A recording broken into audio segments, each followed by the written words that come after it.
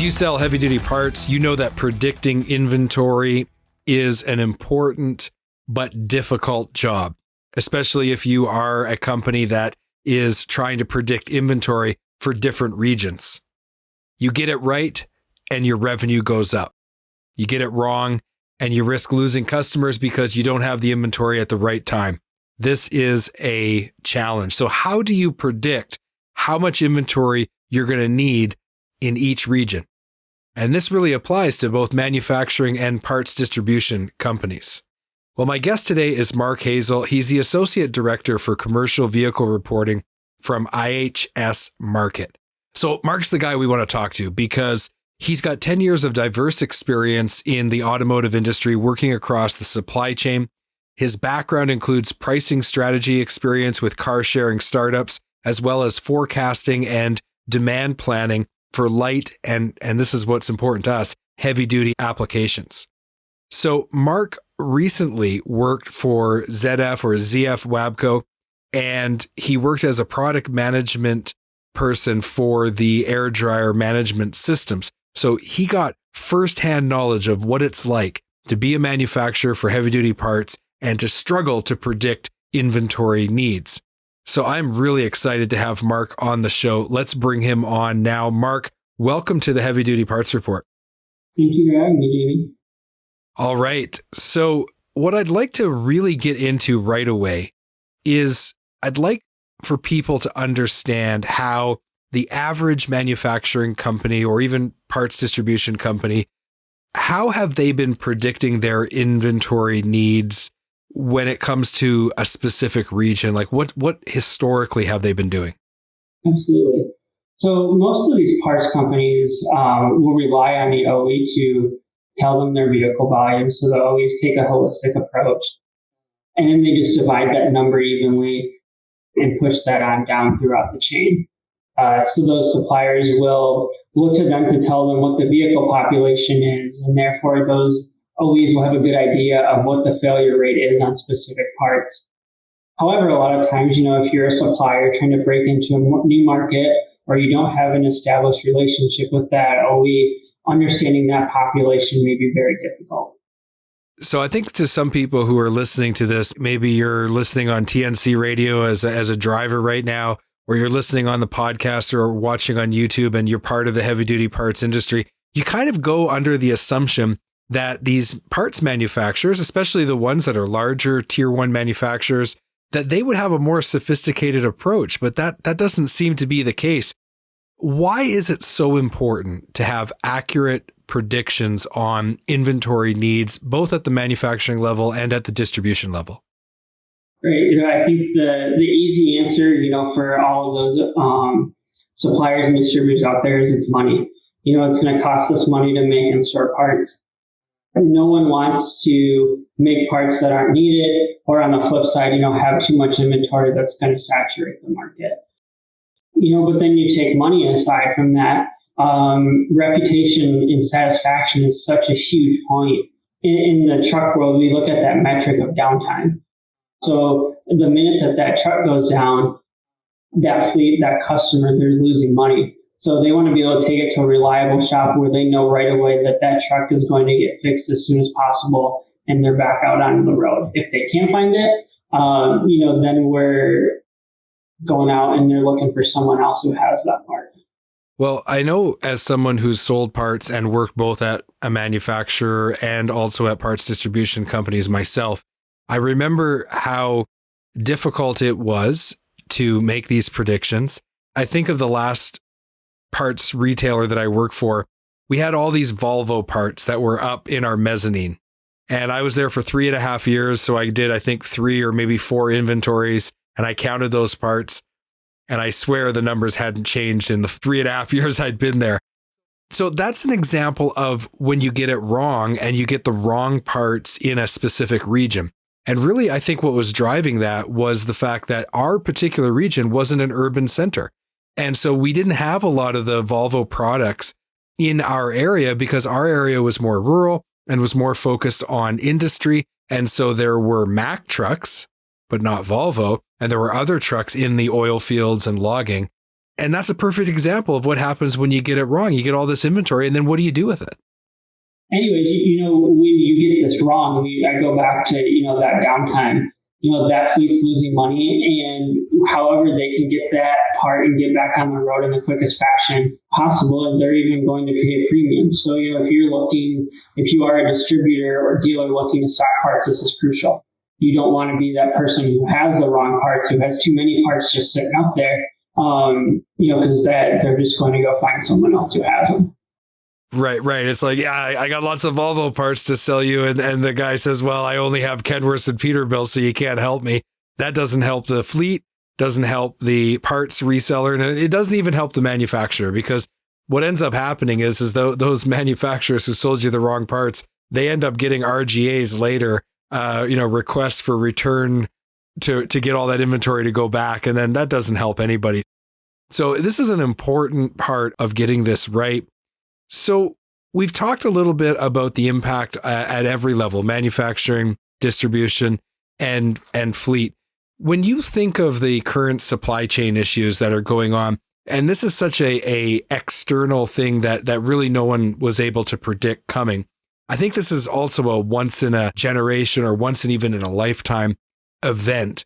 When you were working at manufacturers, was there ever any talk about preparing for supply chain disruption at the scale that it's at today? I'm just curious about that.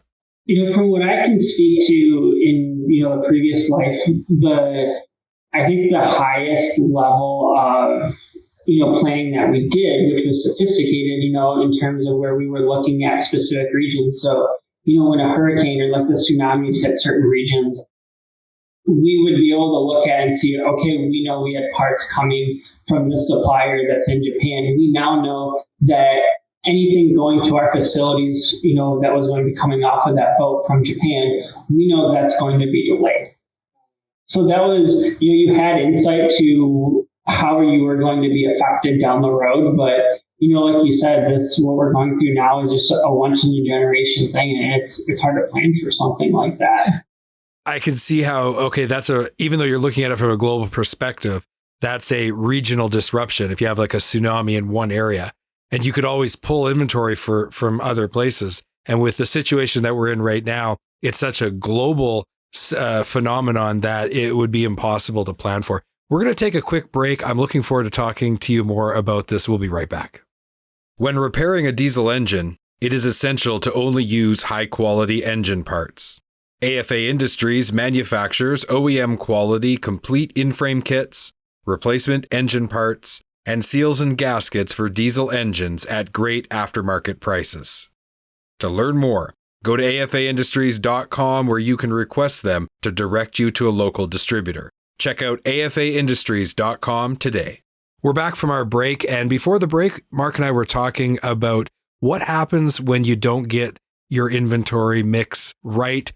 What's the impact on the manufacturer, the distribution company, the fleet? I'd like to keep our conversation going, Mark, and now I kind of want to shift to where you're working now. Like we mentioned in the past, you've worked in various aspects of supply chain management, but now you're working for a new company, and I'd like to learn a little bit more about what IHS Markit actually does. So fill us in. So at a 30,000-foot view, we help our clients make high-impact, data-driven decisions with confidence. Used to be known as Polk. That's what a lot of people will remember IHS as. We are the leader in automotive and data insights, providing forecast advisory services. We look at every single market in the world. We also look at it from, your OE all the way down to your distributor, your supplier. We look at the value chain as well, from product planning, marketing, sales, and the aftermarket area as well. So our customers will span from, major OE all the way down to your supplier, your distributor. Obviously, today we're looking at the commercial vehicle market. And so that's what I'm responsible for, is all of our reporting, the planning that goes into that. So when we look at North American commercial vehicles, IHS takes every single VIN that is registered in your state, in your province, in North America. And we have over 32 million commercial vehicles in our database and over 2 million fleets. So we break that down into new registrations so that way we can track trends. Obviously a massive trend right now is electrification. So we're able to see that trend in electrification. We track vehicles in operation. We're able to tell you, how many vehicles are on the road. But, all of that said, really, what we're here for today to talk about inventory, we have a module that we put onto that database that we call aftermarket parts demand. So this takes all of our vehicles in operation, it takes those 32 million vehicles we have on the road, and we compare that with our expert insight on replacement demand for GVWs 3 through 8. So we have 12 part categories. So we'll look at categories from electrical, engine, steering, suspension, tires, over 95 parts. If you're thinking about it, you stock it, it's probably a part that we're actually looking at.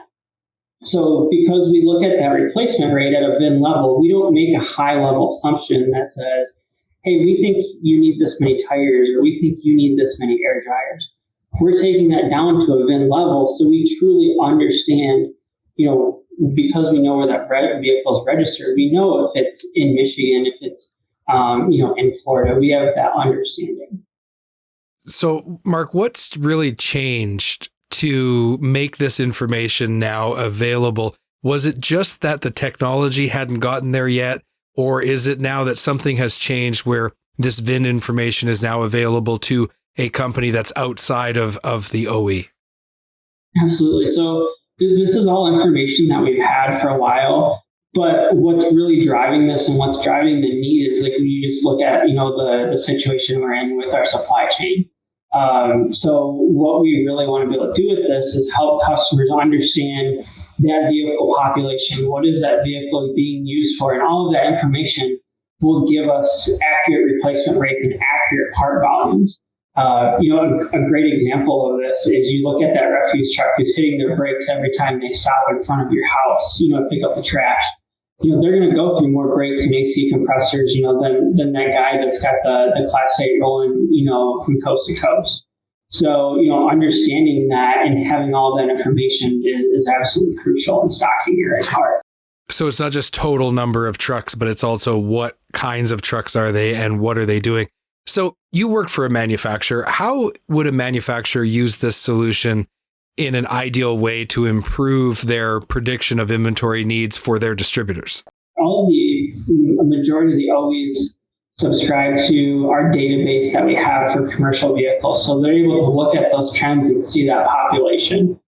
By doing this, they get a better idea of the industry. They have a better understanding of the parts demand as well. Mark, let me ask you something. You mentioned OE there. So we're not talking about the truck OE. They know how many trucks they built. We're talking about the parts manufacturers who then supply parts for the trucks after they've been manufactured. So oftentimes with the larger manufacturers like Wabco that you work for, or I guess now it's ZF Wabco, but they have an OE division where they're manufacturing parts directly for the truck manufacturers. And then they have an aftermarket division where they're making parts available when those trucks need to have replacement parts put on. So when we say OE, that's what you meant by that, right? Yes, absolutely. Okay, that helps us to better understand. So manufacturers, once they understand the number of trucks by region, what would be the next step that they would do from there using this data?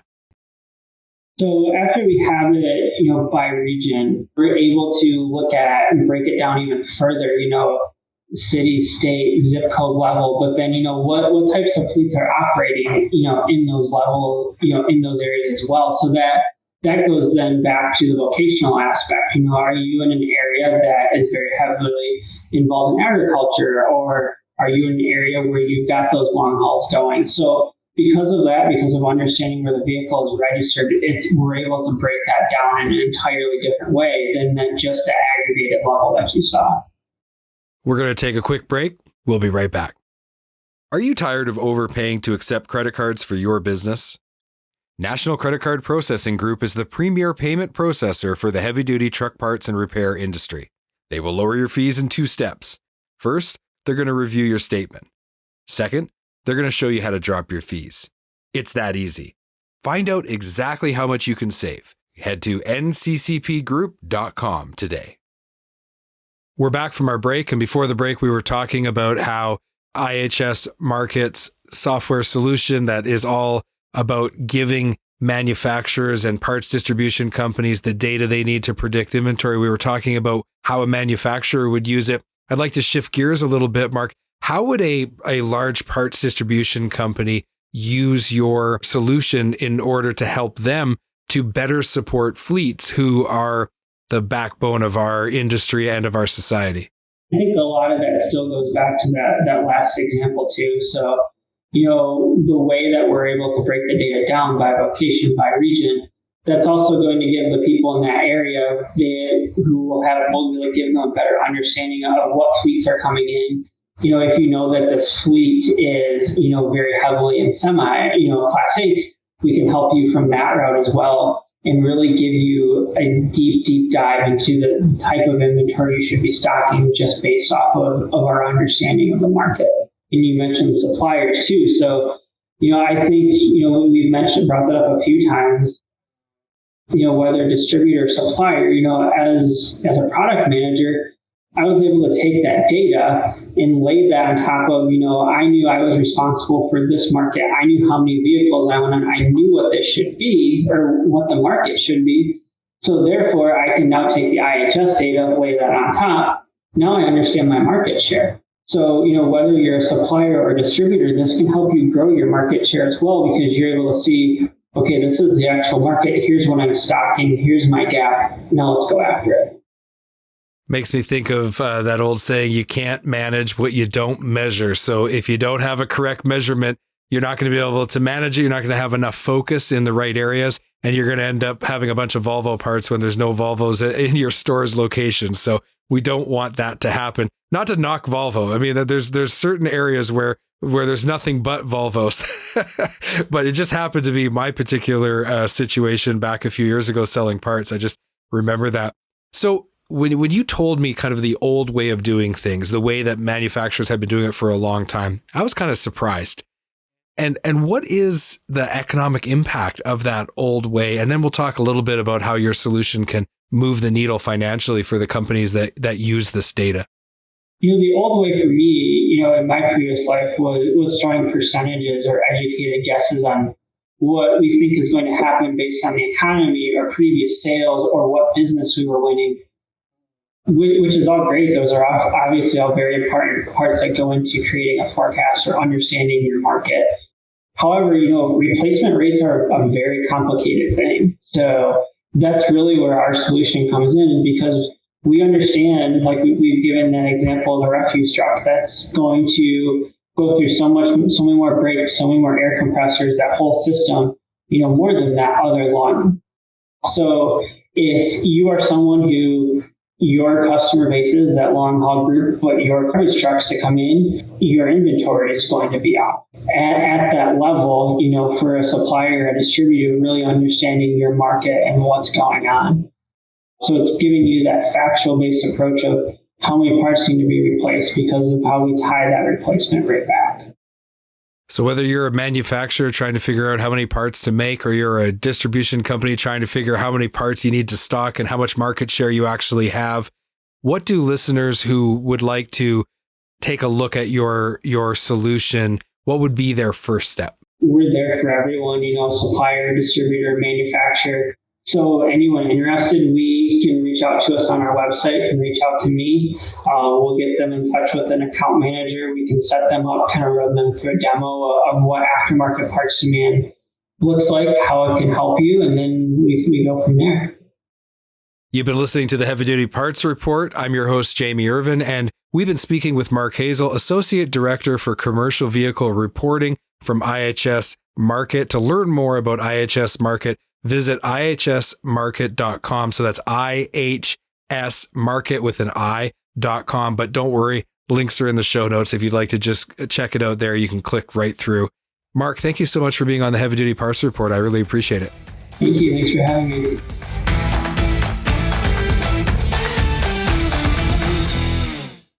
Would you like to buy any of the parts discussed on the Heavy Duty Parts Report? Head over to heavydutypartsreport.com/buy parts today. Thank you for watching this video. Click here to subscribe to the Heavy Duty Parts Report YouTube channel, and click here to watch another great episode.